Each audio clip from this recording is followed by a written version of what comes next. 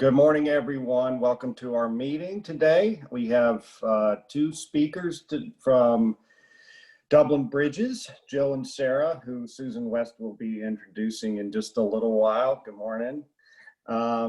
And we will kick things off with an invocation by Tim Redmond if he's on, or Steve Smith if he's not.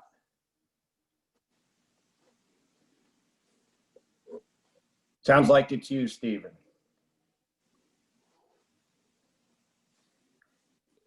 Unmute. This is a prayer for our country that has been in every version of the Episcopal Prayer Book since 1789. Let us pray. Almighty God, you have given us this good land for our heritage. We humbly beseech you that we may always prove ourselves a people mindful of your favor and glad to do your will. Bless our land with honorable industry, sound learning, and pure manners. Save us from violence, discord, and confusion, from pride and arrogance, and from every evil way. Defend our liberties and fashion into one united people the multitudes brought hither out of many lands and tongues. Endue with your spirit of wisdom those to whom we entrust the authority of government, that there may be justice and peace at home, and that through obedience to your law, we may show forth your praise among the nations of the earth. In the time of our prosperity, fill our hearts with thankfulness, and in the day of trouble, suffer us not to lose our trust in you. Amen. Amen. Thank you, Reverend Steve. And now Dave Williamson will lead us in the Pledge of Allegiance. Good morning. Please rise and join me in the Pledge of Allegiance. I pledge allegiance to the flag of the United States of America and to the republic for which it stands, one nation, under God, indivisible, with liberty and justice for all. Thank you, Dave. Time to stand up. Start right away. Time to stand up. Okay, do we have any guests on? We'll be introducing Sarah and Jill in a little bit, but do we have any other guests on this morning? I can't see you, so you have to unmute yourself and say something, or if you have a guest on, please introduce them. I am a guest. I'm Michelle Roberts from Marion Goodwill. Welcome, Michelle. Thank you for being here today. Thank you very much. Okay. I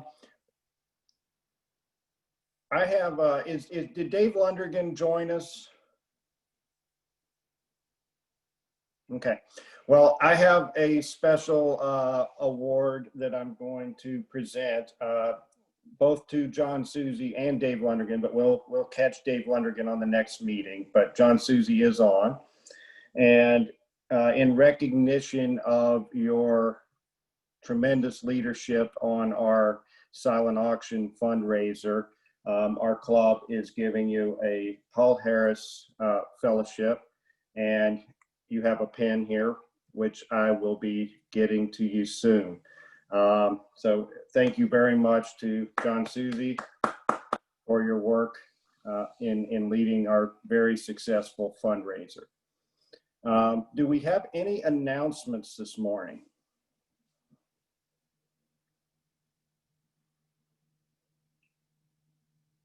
You have to unmute yourself if you want to make an announcement. Okay, then let's move right into Susan West. You can please introduce our speakers for the day. Okay, great. Thanks, David. I'm very excited to introduce our speakers from Neighborhood Bridges of Dublin. We have Jill Kranstruber and Sarah Savage, both area directors. And what's exciting about this is that Jill was with us back in February of 2018. And this was shortly after they had kicked off the Dublin Neighborhood Bridges. And it's just been such an amazing transformation of folks getting together and doing great things. So I'm very thrilled to hear the updates from where it started just 2 years ago. Jill, gosh, quite a resume here. The bio, from New Jersey originally, but moved to Ohio 30 years ago to attend The Ohio State University. And she and her husband, Chuck, who's an attorney and past Dublin City Council member, past mayor of Dublin, and current Washington Township trustee, they have 7 children, all of whom have attended Dublin City schools. She's also a grandmother to a 4-year-old Oliver and 2-year-old Renoa. Is that how I say it? Yes. Yes, sorry, you can't name your grandkids, so. Okay. She's past PTO president of Dublin Kaufman High School, past member of Key Communications at DCHS, and also a longtime volunteer for the Irish Festival, which we sure hope comes back to being in 2021. Also, past development director of the AIDS Walk in Central Ohio. Sarah has an equally impressive record, been a resident of Dublin for 15 years and received her undergrad in education from Vanderbilt and master's degree in clinical counseling from The Ohio State University. She and her husband, Brian, who is a Dublin Kaufman graduate and local business owner, have 3 children, and she loves being involved in Dublin schools as well. She's a past PTO president and member of the Key Communicators of Eli Pinney Elementary School and volunteers as community chair for Mount Carmel St. Anne's Women's Auxiliary. Oh my gosh, these women never sleep, obviously. But they have just done a fabulous job. We're very excited to hear their story today. And I think, Paige, you wanted to add a few comments. Thank you, Susan, if I may. I've had the pleasure of knowing Jill and Sarah, not only through Dublin Bridges, but outside of Bridges. I've seen Jill's children grow up and the ball players playing ball, and now I get to see Sarah's children swimmers, and of course little Max hits a golf ball about 300 yards, I think, at age 6. If you all would remember back 2 years ago when we had the Dublin Scioto High School student who was homeless, had an internship opportunity as a senior, summer internship for $35,000, and he was not able to take the internship opportunity because he didn't have transportation. We were able to find him a car. We were able to find an apartment for his family. We were able to secure some furnishings and just bringing that family into the Dublin community full time. That was Dublin Bridges. They are just, it's a priceless organization. They do so much for our community. I am so thrilled to have both Jill and Sarah on this morning to really amplify their story, their success story, and also how we as Rotarians and our commitment to service might continue to be a part of their success. So Susan, thank you for letting me share a comment or two. All right, and with that, Jill and Sarah, take it away. Well, good morning. Thank you so much for having us. We're really excited to be able to talk about Dublin Bridges with you all. I just want to start out by saying that this is our first joint Zoom presentation. We do have more coming up, so you're kind of our practice run. So hopefully we get it right. And thank you, Susan, and thank you, Paige. Paige is a member of our steering committee, and we really appreciate all that he does to help us. We're going to start, I'm going to try here to play a video for you. Whoops, okay. That kind of gives you a summary. It's kind of a cute little video. So I'm going to start with that. Let me know, whoops. All right. Can everybody see my screen? No. No, No, you have okay. to share it. Share Okay. content first. Okay, wait, can you see it now? There we go. Yeah. Okay, well, I'm not going to try to get any fancier than this screen, so I'm going to play it.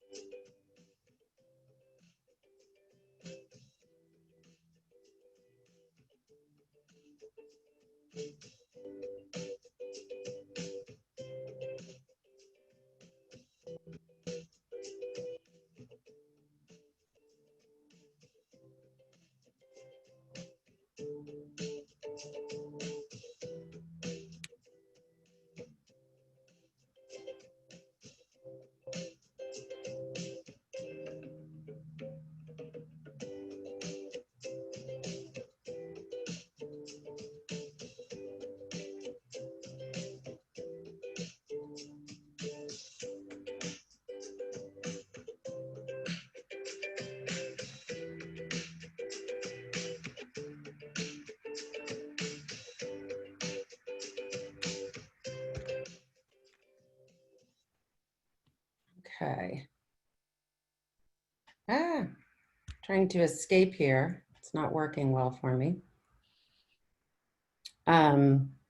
Okay. Does anybody know how I escape out of this now that I've done this? Yeah. Go to share content and tell it to stop sharing. Okay, where is that? Should be down at If the you're on bottom. an iPad, it's in your upper right corner of the I'm screen. on a laptop. See, this is why I was concerned about this, but oh, wait, here we go. Maybe I can find it now. It's at the bottom of your screen. Ah, it actually is at the top of mine. Got it. Okay, so sorry. Told you you were dealing with not the best in technology. So sorry. And for those of you on the phone, I'm sorry because all you got was music. So that was probably not all that fun for you. Okay, I'm going to share this next one and we will get started on this. Okay, can everyone see that? Not yet.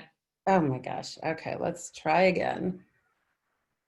I hit share, but it's not. Start sharing. Yeah. Okay, now I've lost you all.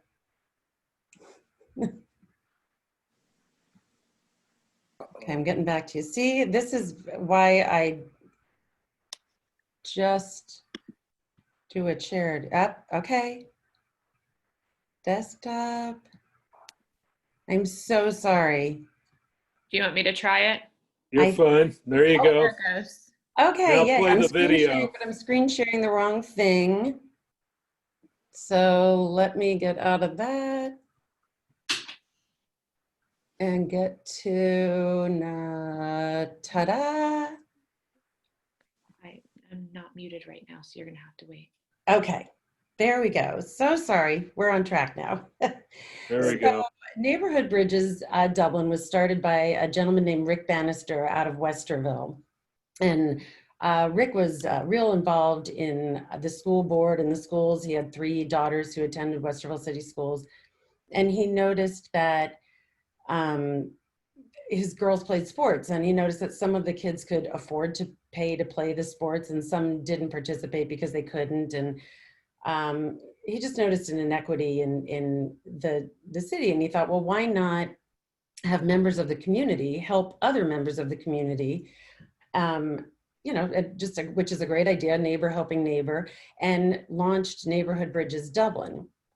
He originally thought that Dublin would not need neighborhood bridges, but he did present to a group, and there was a group of people originally in Dublin that started a steering committee for Dublin bridges, but they were looking for administrators for someone to just get it up and running. And Rick came to one of Dr. Hoadley's PTO president meetings, and Sarah and I were both PTO presidents at the time.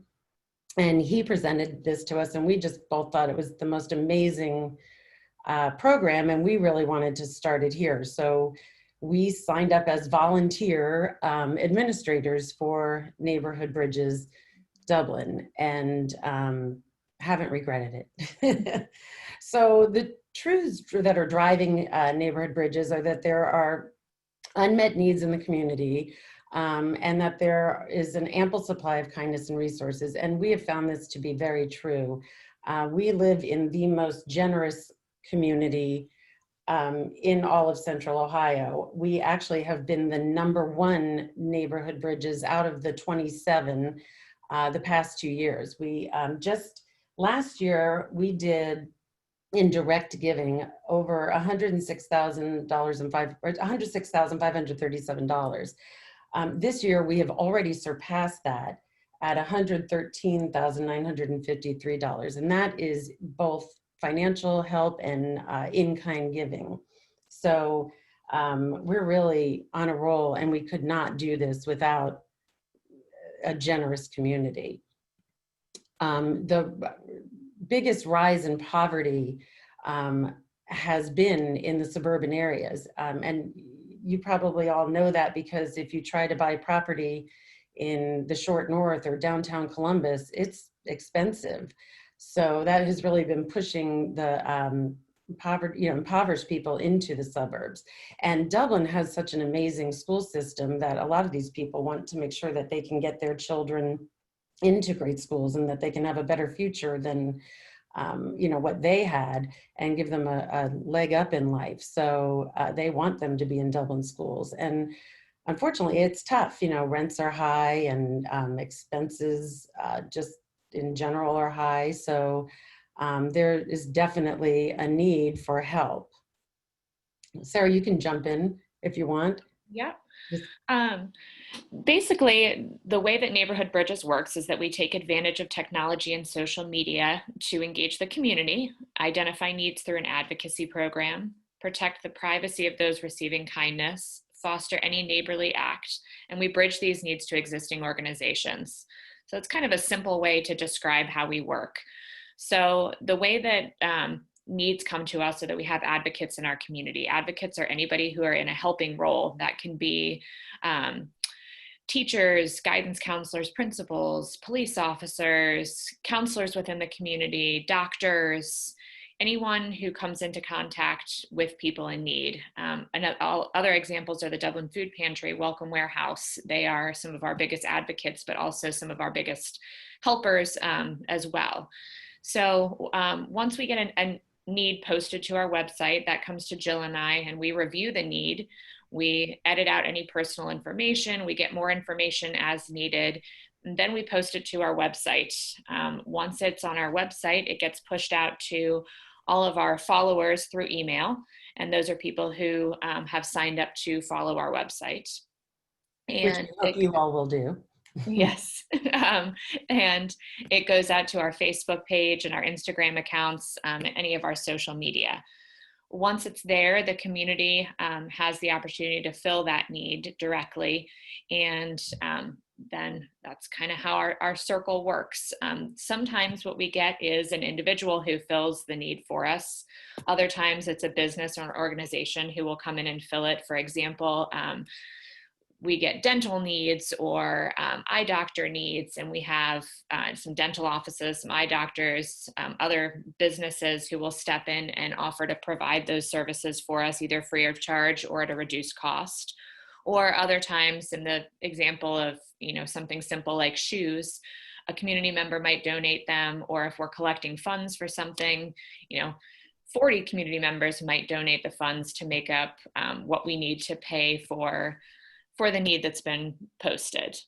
And from there, we get whatever it is, whether it's the financial donation, whether it is an item or a service, we get that back to the advocate, who then supplies it to the family in need.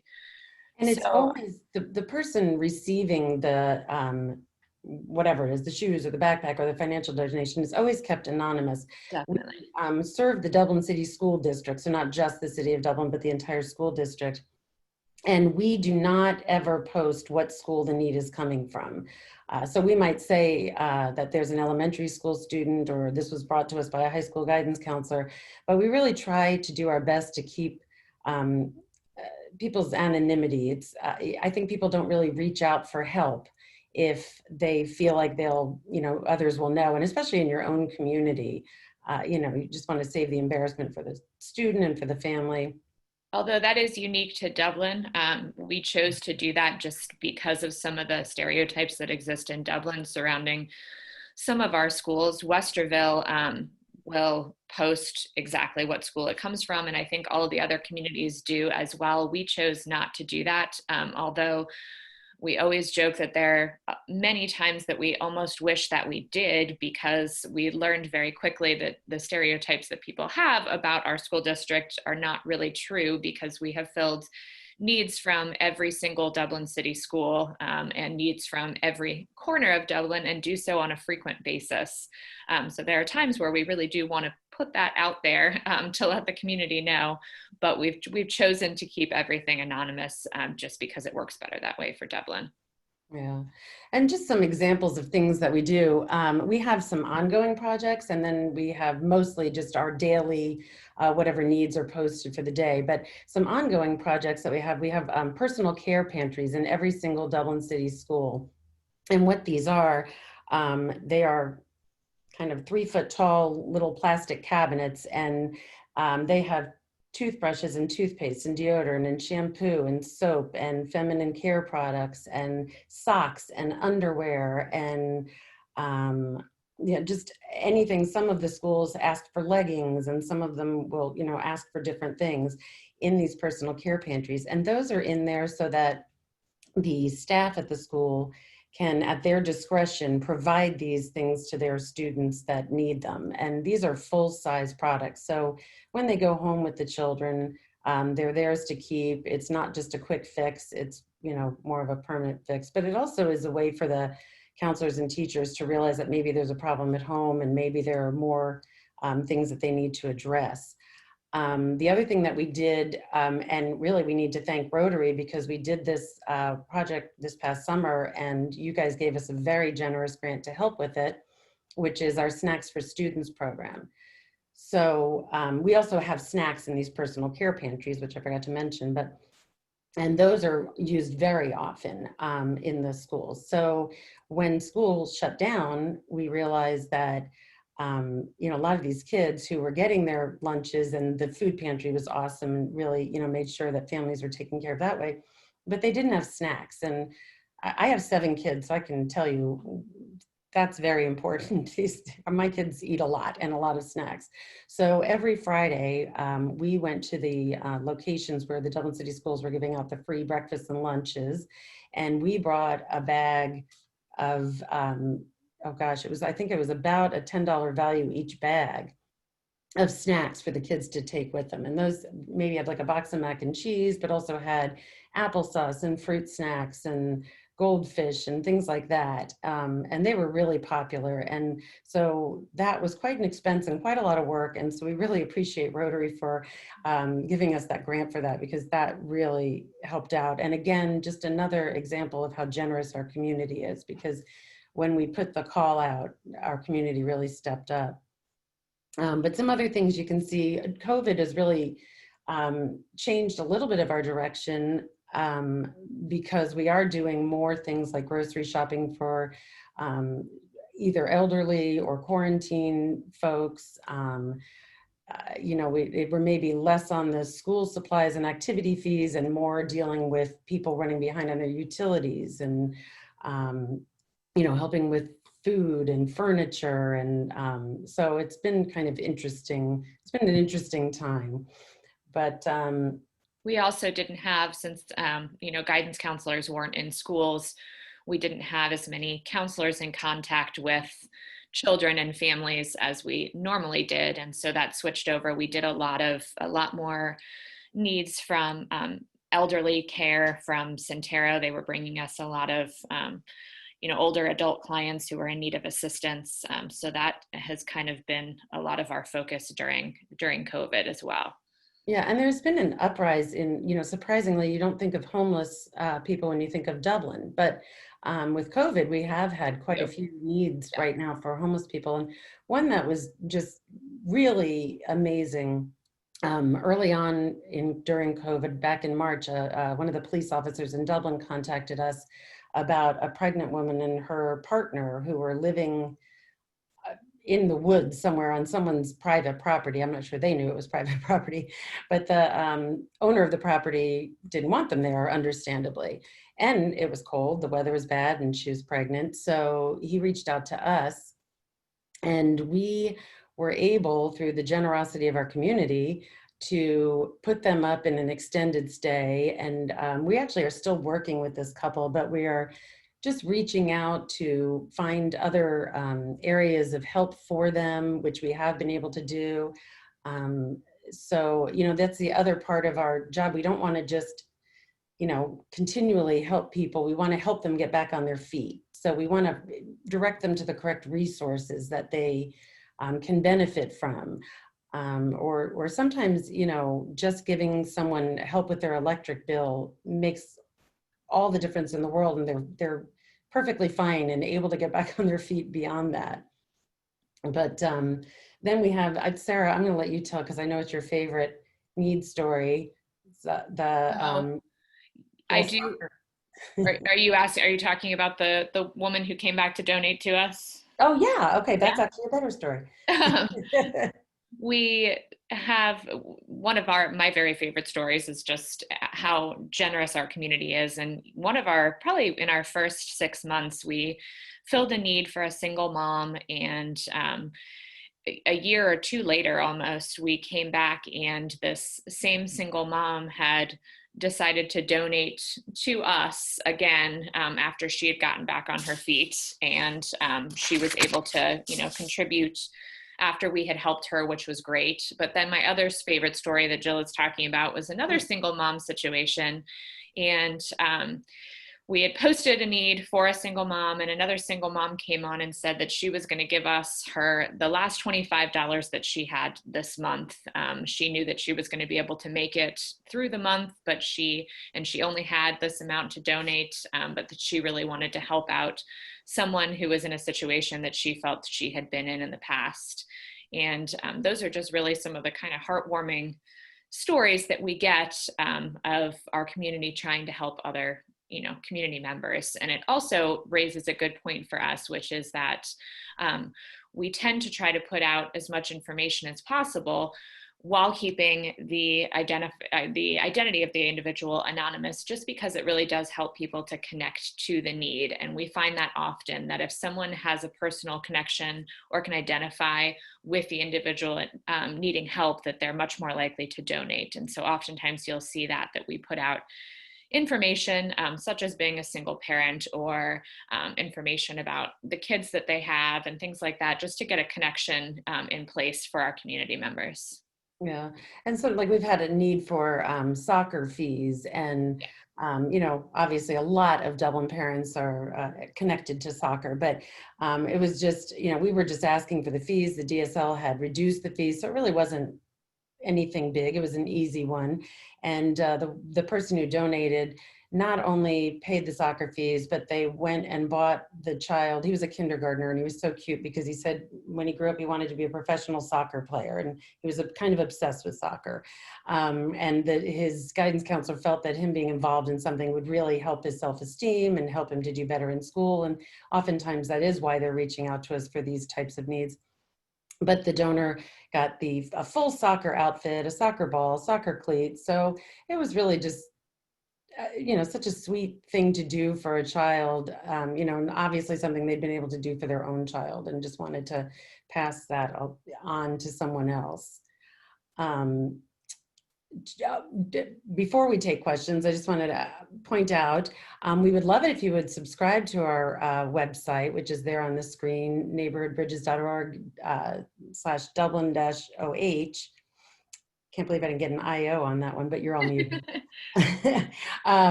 All you have to do is just enter your email information, and it'll allow you to subscribe to get our emails. Those we don't do anything else with your email address, and the emails only come out on days where we have new needs that are published or active needs that haven't been filled, and they come out once a day. So we promise we won't bombard your email address with anything other than active needs. Right. And also, if you're on Facebook, Twitter, and Instagram, please follow us there too. We're just at Dublin Bridges. We try to, you know, put out as much as we can, much information as we can. And we love to give out our kudos to organizations and donors. I know we've highlighted Rotary on there a couple of times. You guys are really awesome, and we really appreciate being able to work with you. And if you Another have thing any that we questions, ask, oh, sorry, sorry. no. Another thing that we ask is if you do have connections for companies that you work with, or even just friends on Facebook, that you share our information there as well, and encourage people to follow us. Obviously, we can't fill needs without having followers and people who donate. So we love it when people are able to talk about us, to share our information with colleagues, with people that they know, with their friends on Facebook. It really helps us out. And if you're in a position to see people in needs, I know Stephen Smith is, and but you can always advocate for people also. So if you know, you have somebody that you know that is really struggling and in need of help, feel free to reach out to us. We always go through an advocate because we want those needs to be vetted. We do not take self-reported needs. If somebody does report, you know, contact us and say they have a need, we try to find them an advocate, whether it be their guidance counselor, their minister, their doctor, someone who can just make sure that what we're putting out to the community is valid. But yes, definitely, if you have any information or need to contact us at all, we're just at dublin@neighborhoodbridges.org. So, or you can also do dublinbridges@gmail.com. But does anybody have any questions? I just sent you a text, but if you don't mind sharing your PowerPoint with us, we'd be happy to post it on our Rotary website. Oh, absolutely. Thank you. We would love to. Thank you.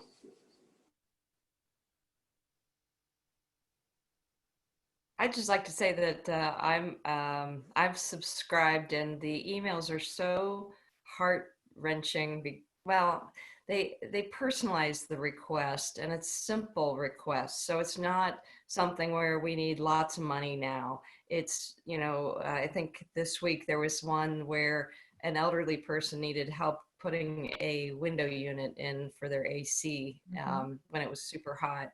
Right. And you know, and so you're not just looking for money, you're also looking for people who can just help. And so those emails, they come through, but they just identify a couple needs, and then you just click a button and say, I think I can help, or something like that. Absolutely, that's it. That's Yep. exactly Click, it. I can help. So the technology is kind of the neat part about it. But then I also wanted to mention that my husband's a school teacher in Westerville, and he's in the elementary school, and he sees a lot of need, and he goes to Westerville Neighborhood Bridges and lets them know. And he said the organization has just been fantastic. Yeah. So And on that point, Dublin actually has a 100% fill rate for our needs, and not every community can say that, but we have never put out a need that hasn't been met. And honestly, again, I have always loved Dublin. I've always been a big Dublin proponent, but starting this and just seeing how amazing our community is and how willing people are to just help their neighbor. I mean, I think that's the nicest thing about it, is that you're just helping your neighbors. So if you don't have any questions, then, but if you do later, feel free to email us. But thank you. We just really want to thank you. We appreciate you taking the time and listening to us. And we hope you'll follow us. And thank you if you already are. We did just get a question, Jill, that came in through the messenger, and it said, now that school is back in person, are there any school supply needs? Sorry, let me click off of that. We actually don't currently have any school supply needs, but we work very closely with Welcome Warehouse, and they have a program a school supply program at the beginning of the school year that they do. And that's the other nice thing that maybe we should touch on a little bit more, I guess, is that we do work very closely with Welcome Warehouse and the Dublin Food Pantry. So we kind of feel like the three of us are all one big organization at this point, because If somebody We're comes kind of to each us, other's number one referral source. We refer back and forth between yes. the three organizations on a regular basis. Yes. So if somebody comes to us and says, I have school supplies to donate, we would refer them to Welcome Warehouse and say, you know, please give them there. Or if someone comes to us with a need for that. The other thing is we don't put all of our needs out to the community. We try to find the resource for that to be met. So if somebody came to us wanting school supplies, we would then refer them to Welcome Warehouse. If they need food, we would refer them to the Dublin Food Pantry. Okay, do we have any other questions for Jill and Sarah? Yeah, a quick question for Jill or Sarah. Do you happen to know if there's going to be any kind of a coat drive this year as we're all having more time at home to get things organized? A bunch of high school kids' clothes and some other stuff that I need. Oh my gosh. Welcome Warehouse would be your place for that. That is something that they do. I don't know if you guys are familiar with Welcome Warehouse, or you should. They're a great resource for clothing and housing supplies, and they do mattresses, and they also help with utility bills up to a certain point. And then Bridges will cover it if necessary over that. So, but yes, anything like that, they will definitely be collecting. Great, thank you. Thank you. We love people's old stuff. Any other questions? Feel free to email us if you have any additional questions or need other information. Okay. Well, thank you, Jill and Sarah, for being here today and for telling us all about your organization. Many of you know that my wife, Joanna, is a school teacher at Daniel Wright Elementary, and I get the firsthand reports of all the times that she knows that Dublin Bridges has come to the rescue. And it's amazing. It's a regular occurrence there. You've given beds to kids that were sleeping on the floor, clothes to kids who were wearing their only clothes, same pair of clothes to school every single day. You know, all assistance to families that were trying just to come back from homelessness.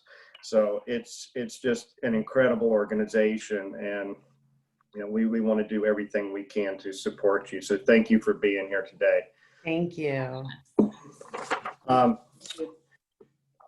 So this is our last meeting of summer 2020. Fall officially starts next Tuesday, the 22nd. Can you believe it? And next week we will have Trent Smith with the Franklin County Board of Trade. Right here, same bat time, same bat channel. Our quote for the day is from Coretta Scott King, and she said, "The greatness of a community is most accurately measured by the compassionate actions of its members." And we see that obviously through Dublin Bridges. And again, thank you for being here. Everyone have a great weekend, and this meeting is adjourned. Goodbye.